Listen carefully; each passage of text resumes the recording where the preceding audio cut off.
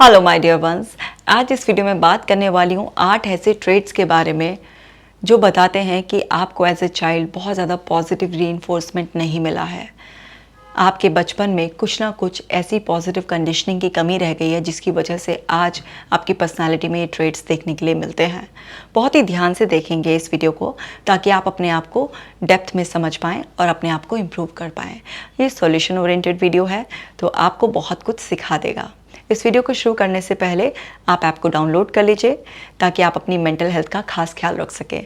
Meditation करना बहुत ही अच्छा है, इससे आपको सुकून मिलता है और आप अपने भीतर जब झांकते हैं तो अपने आप को बहुत अच्छी तरीके से पहचान पाते हैं और अपने आप को पहचान कर समझ कर बेहतर कर पाते हैं। तो चलिए वीडियो को शुरू करते हैं। एक ट्रेट है लो सेल्फ एस्टीम। अगर आप किसी भी एडल्ट को ऐसे देख रहे हैं उसकी सेल्फ एस्टीम लो है, यानी कि उस पर उसका भरोसा कम है, वो अपने आप को क्रिटिसाइज़ करता रहता है, किसी भी रिस्क को नहीं लेना चाहता, हमेशा किसी न किसी पर डिपेंडेंसी, किसी की एश्योरेंस चाहता है, वो अपने अंदर कुछ ना कुछ कमियां ढूंढता रहता है, जितना चाहता है करना लेकिन उसके फियर्स उसको करने से रोकते हैं, उसे दूसरे बेटर लगते हैं, अपने टाइम का अच्छे से यूटिलाइजेशन नहीं कर पाता, लेस मोटिवेटेड रहता है, यानी कि उसकी सेल्फ एस्टीम लो है, वो अपने आप को कम आंकता है। तो आप समझ जाइए कि बचपन में पॉजिटिव रीइंफोर्समेंट की कमी रह गई है, क्योंकि सेल्फ एस्टीम शुरुआती 8 साल तक ही डेवलप हो जाती है।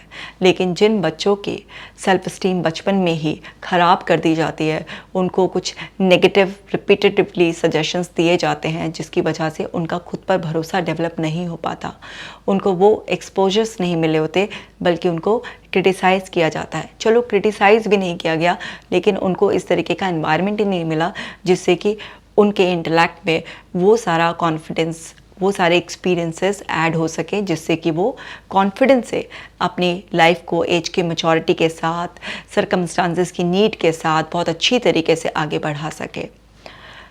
और दूसरा ट्रेट होता है डिफ़िकल्टी एक्सेप्टिंग प्रेज़। जब भी किसी की प्रेज़ की जा रही है तो नेचुरली स्माइल आ जाती है चेहरे पर, है ना, और एकदम से निकलता है थैंक यू ऐसे। लेकिन अगर किसी को अपनी प्रेज़ एक्सेप्ट करने में डिफ़िकल्टी आ रही है, इसका मतलब क्या है कि वो इंसान अपने आप को उस लायक मानता नहीं है। उसको ऐसा लग रहा है कि सरकास्टिकली ऐसे मुझे कहा जा रहा है, उसको दिक्कत आ रही है, उसको कन्फ्यूजन हो रहा है कि सच में मैं इतना डिज़र्विंग हूँ भी हूँ या नहीं, इस तरीके से उसके अंदर चल रहा है। तो समझ जाइए कि उसको पॉजिटिव रीइंफोर्समेंट की बहुत कमी रही है उसके बचपन में, क्योंकि जिस बच्चे को एप्रिसिएशन ना मिला हो, उसको किसी बात पे ऐसे प्रेज़ ना किया होगा, उसकी स्किल्स के बारे में, उसके लुक्स के बारे में, बहुत सारी चीज़ों के बारे में, उसे आदत ही नहीं होती है सुनने की। अब जब वो बड़ा होता है, वो कुछ करता है तो बड़ा कन्फ्यूजन में जाता है, क्योंकि उसके लिए तो ये ऐसे नया सा होता है जैसे सामने एलियन आ गया हो, क्या हो रहा है ये। सो उसको अपने ऊपर भरोसा ही नहीं हो पाता है। अगर आप देख रहे हैं आपको खुद को ऐसे किसी की प्रेज़ एक्सेप्ट करने में डिफ़िकल्टी होती है, तो समझ जाइए कि आपकी फाउंडेशन में इस चीज़ की कमी है। कोई बात नहीं, कमी है तो जब जाग जाओ तभी सवेरा है मोहन प्यारे। अभी से धीरे धीरे खुद पे भरोसा करने की, दूसरा कोई ऐसी थोड़ी ना मेरी तारीफ़ कर देगा, मैं तारीफ़ के काबिल हूँ इसीलिए कर रहा है। बस ये देख लो रियलिस्टिक वे में है, नहीं है कि जो उसके शब्द हैं, जिस के लिए वो आपको तारीफ़ कर रहा है, वास्तव में आपने ऐसा किया है या आपके अंदर वो चीज़ है या नहीं है। और धीरे धीरे एक्सेप्ट करना शुरू करो, सब ठीक हो जाएगा। और है परफेक्शनिज्म। जिसको भी आप बहुत ज़्यादा परफेक्शन के कीड़े के साथ देखो, समझ जाओ उसके अंदर बस अपने आप को प्रूव करने की एक अर्ज उठती है कि हाँ मैं बहुत कुछ परफेक्शन से करके दिखा दूँ, कर दिखाऊँ, कुछ हूँ मैं, वही मैं तो तोप हूँ।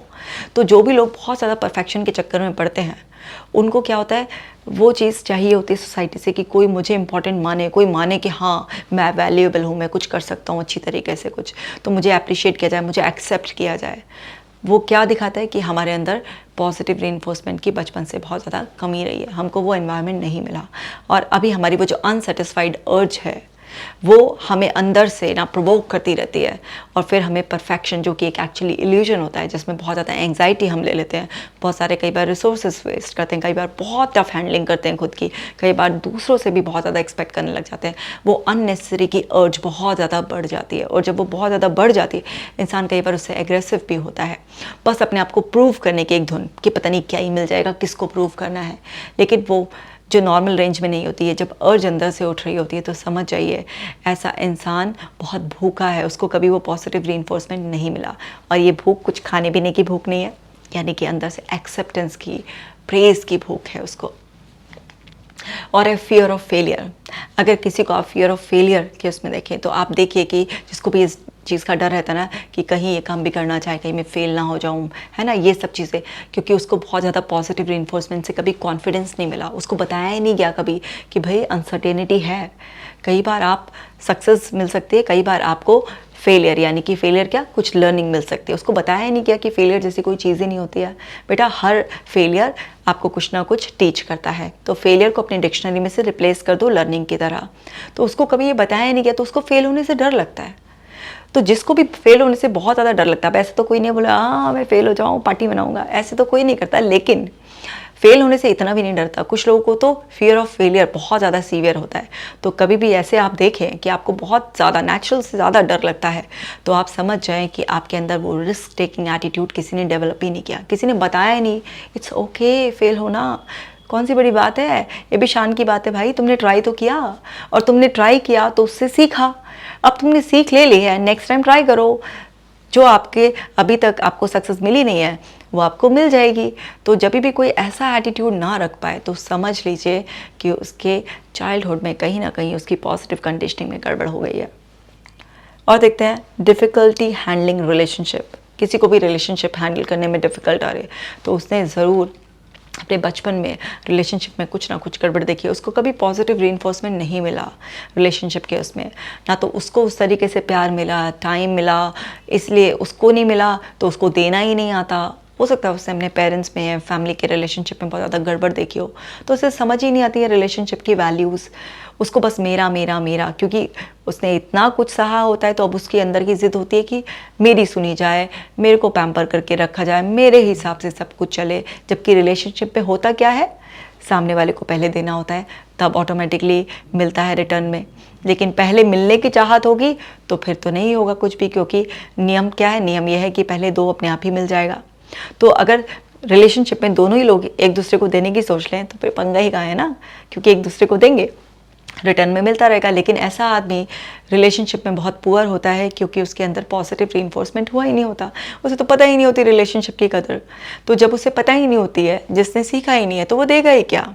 तो अगर आपके रिलेशनशिप में कोई भी डिफ़िकल्टी आती है तो समझ जाइए ये लैक ऑफ ट्रेनिंग की वजह से हो रहा है। कोई भी पॉइंट हो, फर्स्ट हो, सेकेंड, थर्ड, फोर्थ, सब ठीक हो जाएंगे। चिंता करने की कोई ज़रूरत नहीं है कि अरे मेरे अर्ली ईयर्स में गड़बड़ रह गई है तो अभी ठीक नहीं हो सकते हैं। पहले तो अवेयर हो जाओ, है ना, एक्सेप्ट करो और फिर चेंज भी कर लेंगे, क्या दिक्कत है। तो हमें एक्शन लेने होंगे बस चेंज करने के लिए। तो जो भी कुछ आप नोटिस करो कि हाँ मुझे इस एरिया में डिफ़िकल्टी आती है तो उसे सुधार करने के लिए आप और हम मिलकर काम कर लेंगे। और देखिए एंग्जाइटी एंड डिप्रेशन, बहुत ज़्यादा एंग्जाइटी रहती है ना, हर समय चिंता लगी रहती है, बहुत लो मूड रहता है, बहुत डिप्रेस से रहता है कोई इंसान, तो समझ जाइए उसके अंदर पॉजिटिव रीइंफोर्समेंट की बहुत कमी रही है।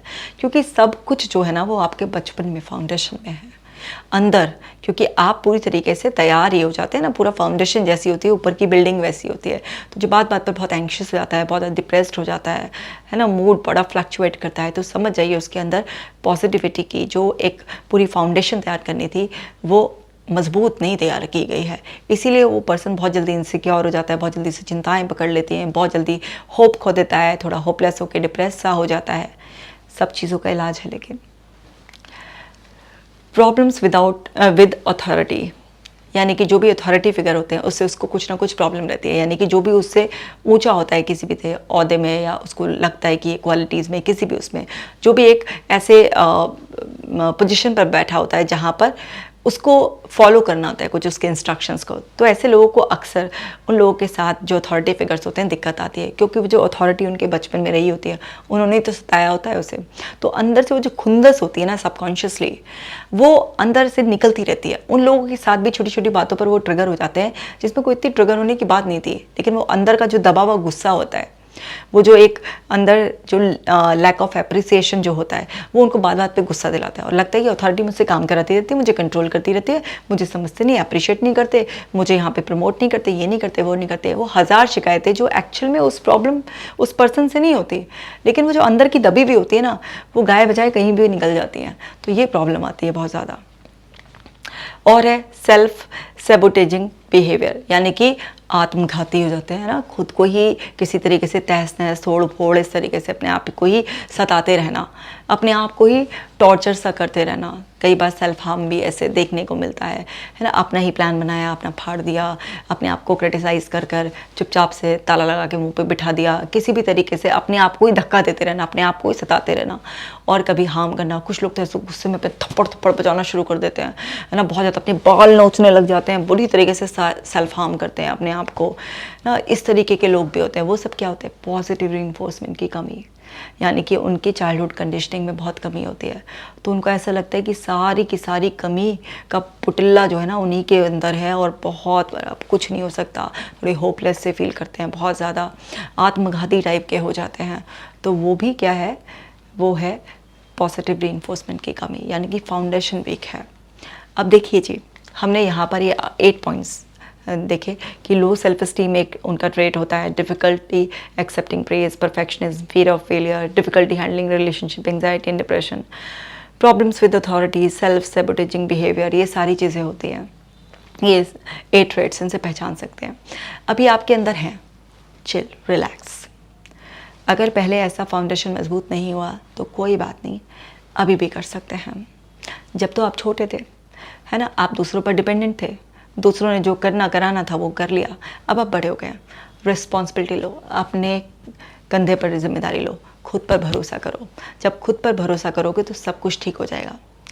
चंद महीनों का समय लगेगा और आप अपने अंदर वो सब पॉजिटिविटी फील कर सकते हैं। चाहे वो पॉजिटिव सेल्फ हेल्प बुक्स पढ़ें आप, है ना, कोई भी ऐसी सेल्फ हेल्प बुक्स आती है ना जो आपको मोटिवेट करती हैं, पॉजिटिव थिंकिंग का रीइंफोर्समेंट करती हैं, आप मेरे वीडियोस से सीखते हैं। ऐसे तमाम बहुत सारा कंटेंट, रिलायबल कंटेंट है जिससे आप सीख सकते हैं। प्रोफेशनल हेल्प अवेलेबल है। आपके अंदर का विजडम अपने अंदर झांके, अपने अंदर से कनेक्ट हो। इतनी सारी माइंडफुलनेस एक्सरसाइजेस, मेडिटेशन, बहुत कुछ ऐसा है जिससे कि आप अपने मनोवैज्ञानिक स्तर पर कुछ भी बदलाव कर सकते हैं। आप बदल सकते हैं, आप ठीक हो सकते हैं। बस एक फैसला लेने की ज़रूरत है। करना है तो करना है, और मैंने सोच लिया करना है तो मैं कर ही दिखाऊंगा, ये एटीट्यूड होना चाहिए। कहते हैं ना कि जब आप पूरी शिद्दत से कोई चीज़ चाहते हो तो ये पूरी कायनात आपके सामने झुकना शुरू हो जाती है। ये वास्तविकता है, कहने की बात नहीं है, डायलॉग वायलॉग नहीं है, ये वास्तविकता है। तो थोड़ा सा यहाँ से एड़ा होना पड़ेगा, यानी कि कहते हैं ना, थोड़ा जिद्दी, थोड़ा सा इंसान फंसी होना चाहिए, सब कुछ हो जाएगा।